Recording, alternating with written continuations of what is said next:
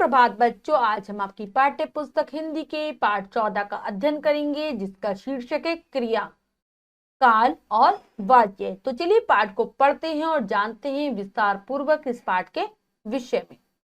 पाठ 14, क्रिया, काल और वाच्य। तो बच्चों, इस पाठ में हम जानेंगे वाच्य और काल के विषय में कि किसी भी क्रिया पर काल का और वाच्य का क्या प्रभाव पड़ता है। तो सबसे पहले काल के विषय में पढ़ते हैं। काल अर्थात समय, जो हमें किसी भी क्रिया के करने के समय को बताता है। निम्नलिखित वाक्यों को ध्यान पूर्वक पढ़िए। जिलाधीश उद्घाटन करके चले गए। प्रधानमंत्री शिक्षा प्रणाली में सुधार कर रहे हैं। मैं पर्यावरण दिवस की सभा में भाग लेने जाऊंगा।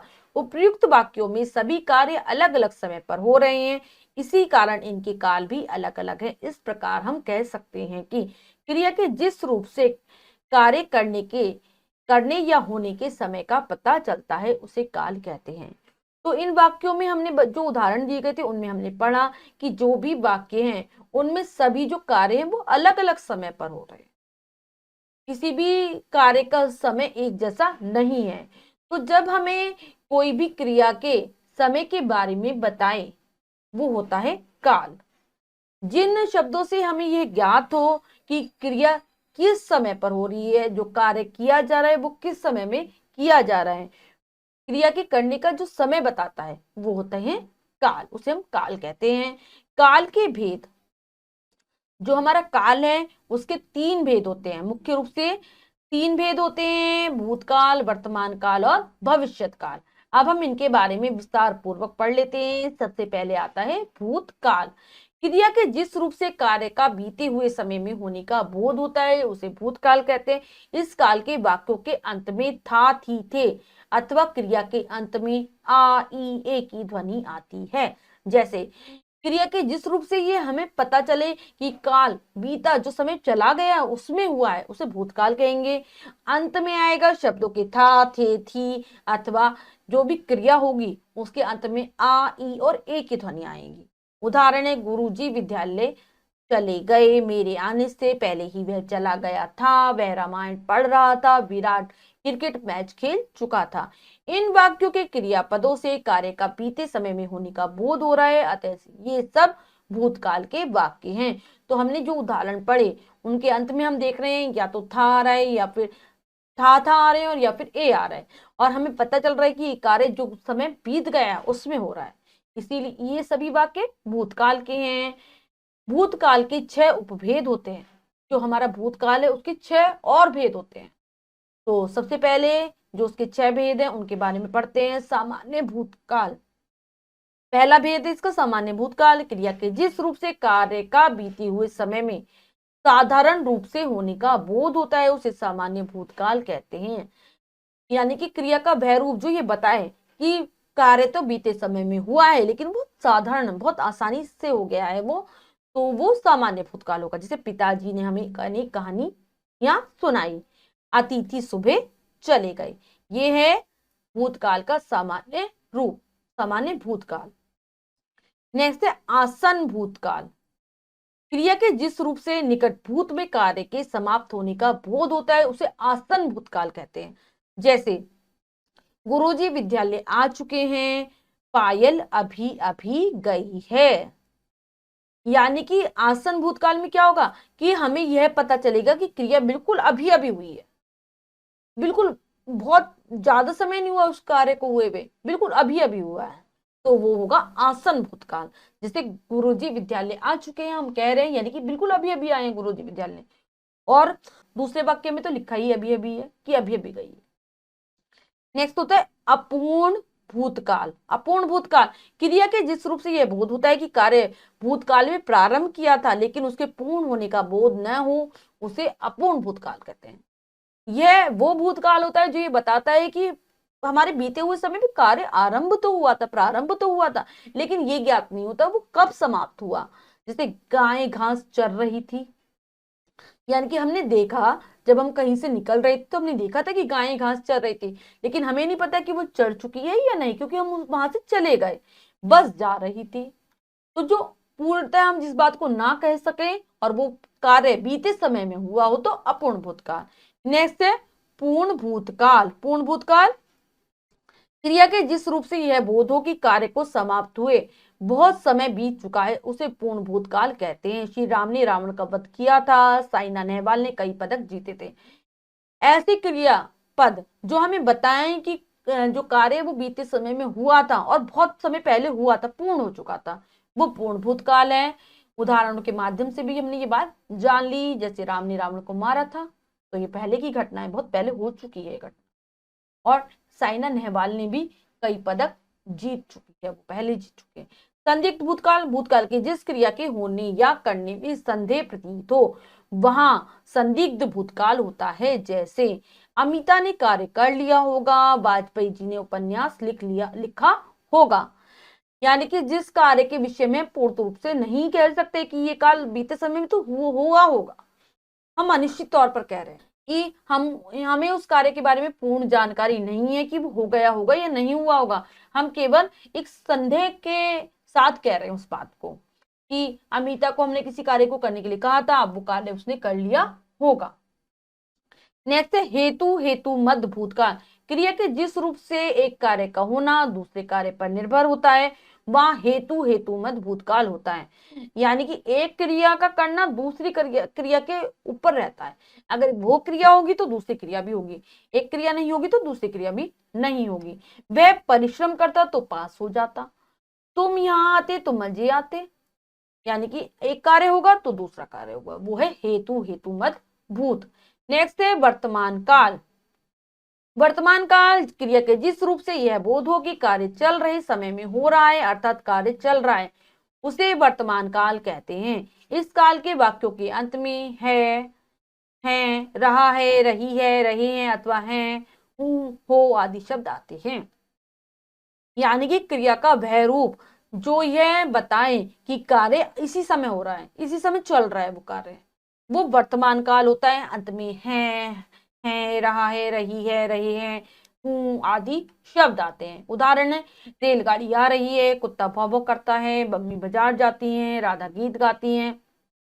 उपयुक्त वाक्यों के क्रियापदों से कार्य का वर्तमान समय में होने का बोध हो रहा है, अतः ये सब वर्तमान काल के वाक्य हैं।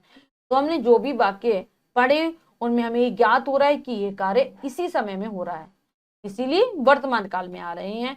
वर्तमान काल के तीन उपभेद होते हैं, सामान्य वर्तमान काल, अपूर्ण वर्तमान काल और संदिग्ध वर्तमान काल, ये तीनों इसके भेद हैं। तो सबसे पहले सामान्य वर्तमान काल के विषय में पढ़ते हैं। क्रिया के जिस रूप से वर्तमान काल में क्रिया का सामान्य रूप से करना या होना पाया जाता है उसे सामान्य वर्तमान काल कहते हैं। क्रिया का वह रूप जो हमें बताए कि क्रिया इसी समय हो रही है और फिर सामान्य रूप में हो रही है तो वो सामान्य वर्तमान काल। जैसे काजल हॉकी खेलती है, अनीता जीव विज्ञान की प्रयोगशाला में है। तो हमें वाक्य को पढ़ते ही ये ज्ञात हो रहा है कि इसमें कोई हमें संदेह नहीं है, तो बिल्कुल कार्य सामान्य रूप से चल रहा है, इसलिए वर्तमान काल के वाक्य हैं। अपूर्ण वर्तमान काल क्रिया के जिस रूप से यह बोध हो कि कार्य वर्तमान काल में प्रारंभ हुआ तथा अभी समाप्त नहीं हुआ उसे अपूर्ण वर्तमान काल कहते हैं।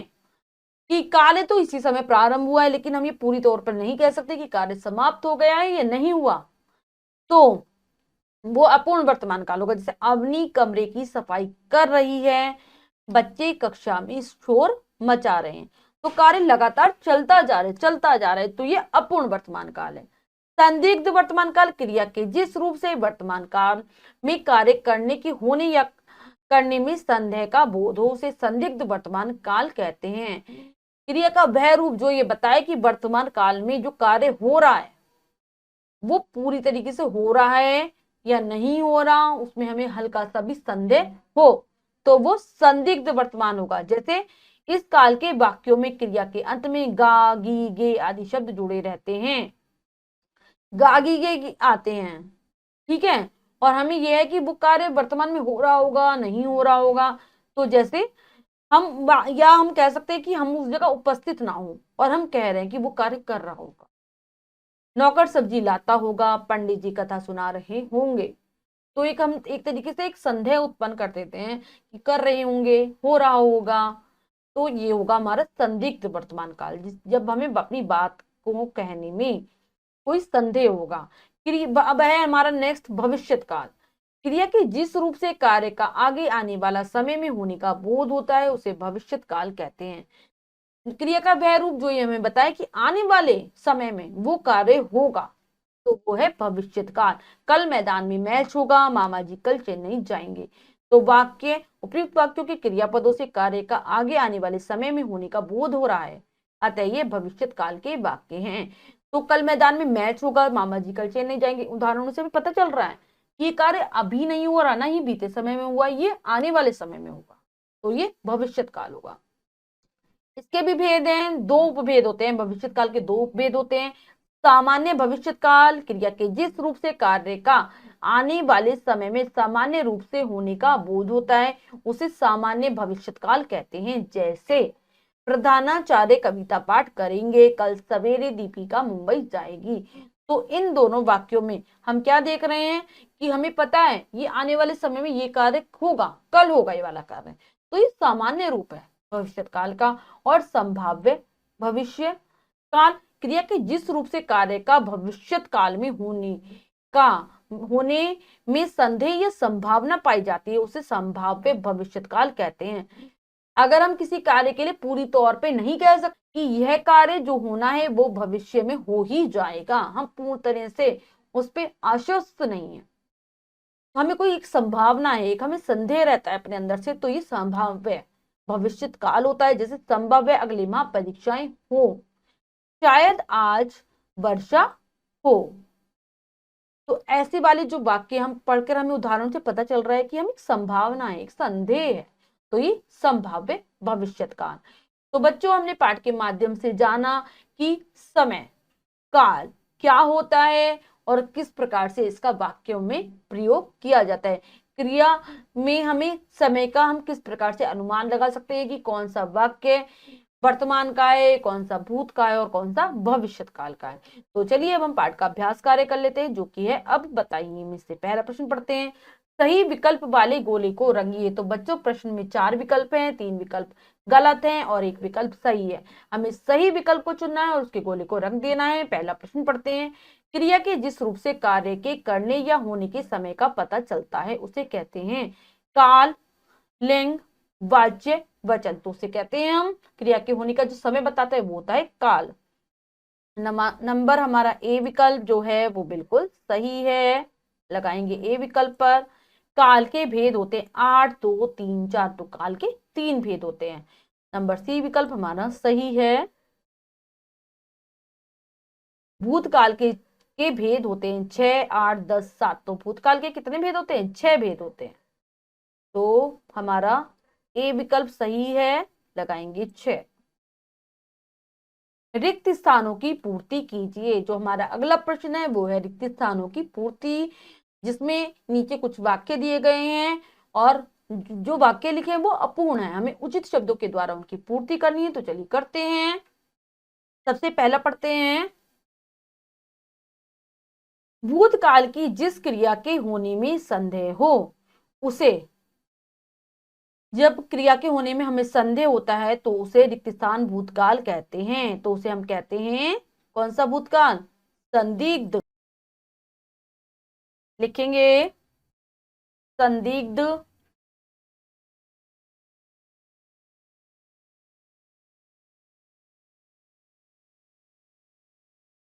संदिग्ध भूतकाल कहते हैं। क्रिया के जिस रूप से कार्य का वर्तमान समय में सामान्य रूप से होने का बोध हो उसे सामान्य सामान्य वर्तमान काल कहते हैं। रिक्त स्थान काल के वाक्यों की क्रिया के अंत में गा, गी, गे आदि शब्द जुड़े रहते हैं। तो कौन सा होता है ये? संदिग्ध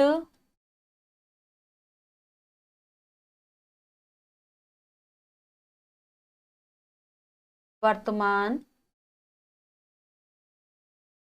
संदिग्ध वर्तमान काल की क्रियाओं के अंत में गा, गी, गे आदि शब्द जुड़े रहते हैं। नेक्स्ट है क्रिया के जिस रूप से एक कार्य का होना दूसरे कार्य पर निर्भर होता है उसे हेतु कौन सा कहते हैं उसे? हेतु, हेतु मद लिखेंगे। हेतु, हेतु मद, हेतु हेतु मद भूतकाल कहते हैं। नेक्स्ट प्रश्न पढ़ते हैं। निम्नलिखित वाक्यों में प्रयुक्त क्रिया तथा उसके काल लिखिए।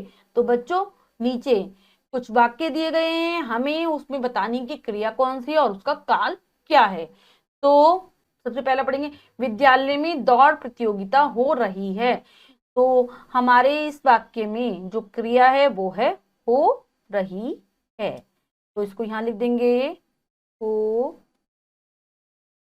रही है। और हमारा जो काल हो जाएगा वो हो जाएगा अपूर्ण, अपूर्ण वर्तमान, अपूर्ण वर्तमान काल। ये हमारा इसका काल हो गया। नेक्स्ट है, शायद आज गर्मी अधिक हो हमारी क्रिया हो गई और इसका जो काल है वो हो जाएगा संभाव्य, संभाव्य भविष्यत, भविष्यत काल, संभाव्य भविष्यत काल। तो बच्चों ऐसे ही नीचे और वाक्य जो हैं, बड़े भाई स्कूल गए होंगे मुझे मालूम नहीं, यदि तुम परिश्रम करते तो सफल हो जाते, कप्तान के आने पर ही मैच प्रारंभ होगा। ये तीनों वाक्य हैं, इनमें आपको क्रिया बतानी है और उनके काल लिखने हैं। ये बाकी का कार्य आप स्वयं करेंगे, ध्यान पूर्वक करेंगे। और ऐसे ही निम्नलिखित प्रश्नों के उत्तर दीजिए। नीचे कुछ प्रश्न दिए गए हैं जिनके उत्तर आपको पाठ के अंतर्गत ही मिलेंगे अगर आपने ध्यानपूर्वक पाठ को पढ़ा होगा।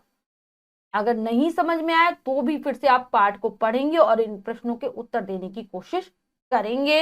ये कार्य आपको स्वयं करना है अपनी अभ्यास पुस्तिका में।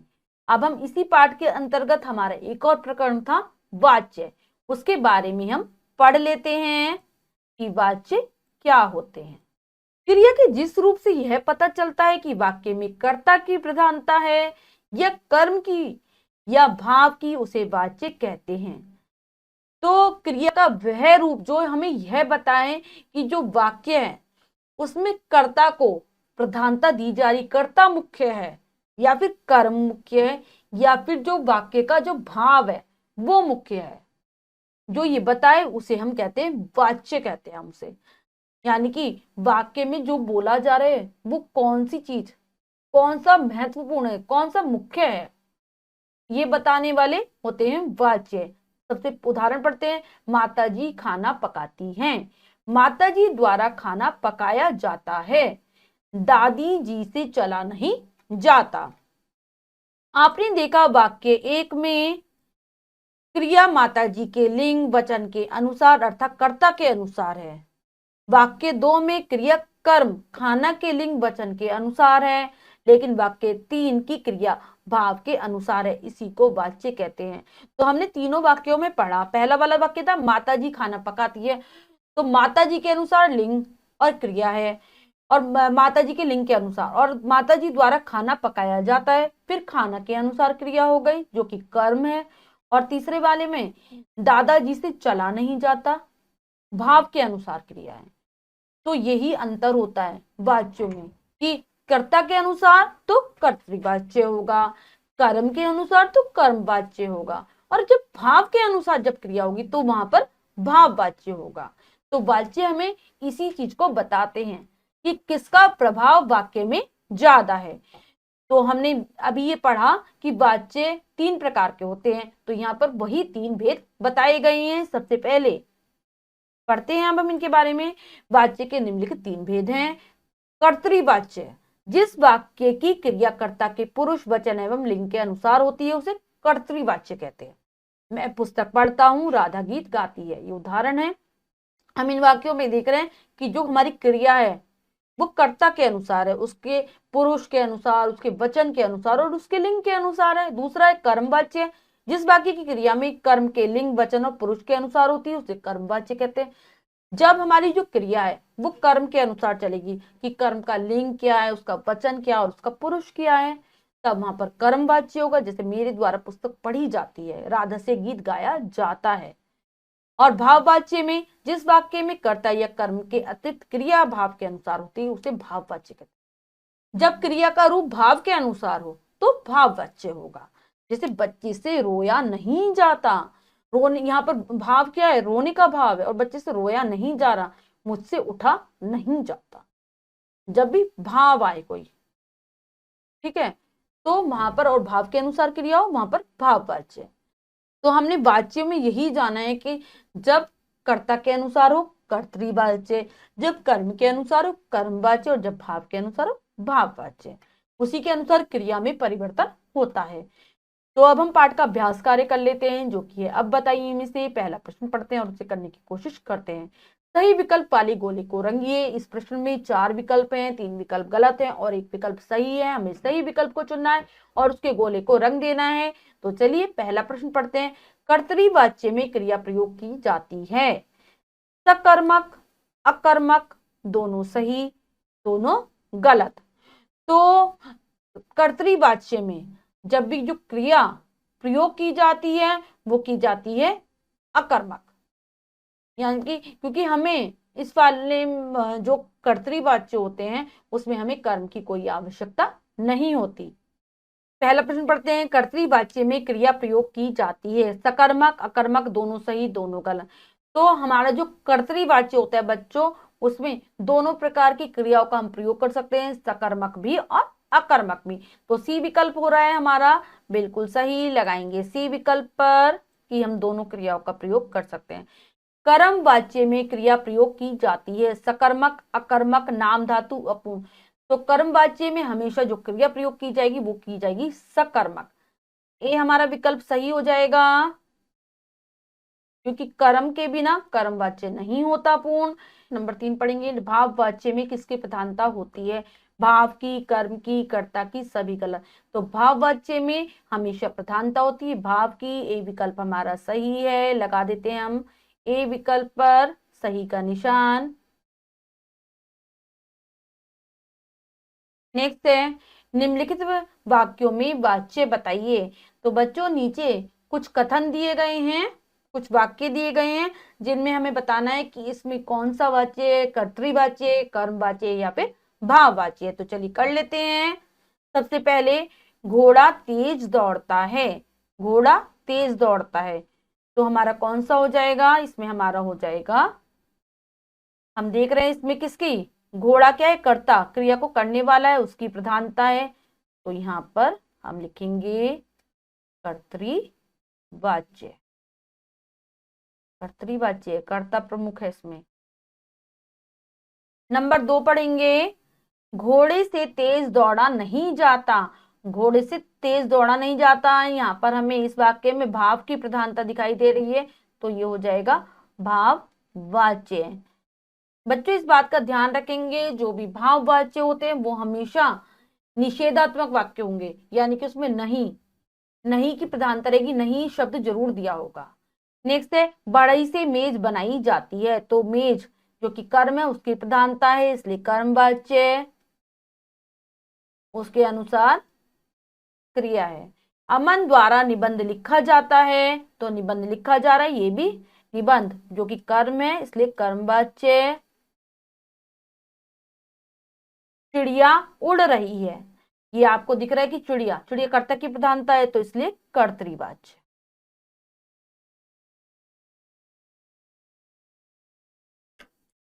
तो बच्चों हमने अभ्यास कार्य पूर्ण कर लिया है। बच्चों आज हमने जाना पाठ के माध्यम से कि क्रिया पर किस प्रकार से समय और वाच्य का प्रभाव पड़ता है, और हमने सीखा अच्छी प्रकार से काल के विषय में और वाच्य के विषय में। आशा करती हूँ आपको पाठ अच्छे से समझ आया होगा। पाठ को फिर से जरूर पढ़ेंगे और अभ्यास कार्य को पूर्ण कर लेंगे। मिलते हैं अगली कक्षा में नए पाठ के साथ, तब तक के लिए स्वस्थ रहिए, प्रसन्न रहिए, धन्यवाद।